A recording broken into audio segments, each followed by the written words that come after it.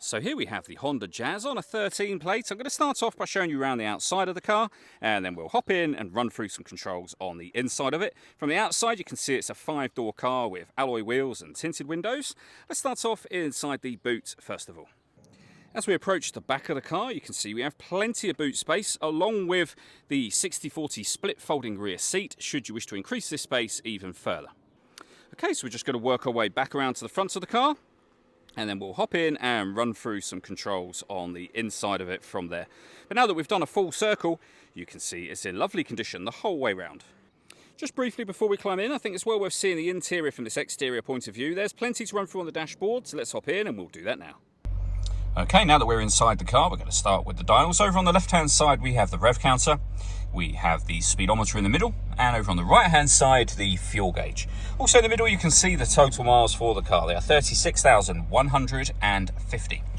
If we back out to the steering wheel next, over on the left-hand side, we have stereo controls, and on the right-hand side, we have the cruise control for the car. The buttons just here will change the information that's displayed in the central section that we were just on a moment ago for various different bits of trip computer information. Over in the center, we then have the stereo for the car. So as you can see, we have a CD player available, AM and FM radio as well. The main volume for the stereo is just there. This car's also got USB input, so you can plug a device into there as well, and I'll show you where that is in just a moment. Below that, we have the climate control. So you can see the temperature just there, which you can adjust up and down from here. Similarly, you can adjust the fan speed from there as well. When you're happy with those settings, you can turn your air conditioning off, back on again, or hit auto.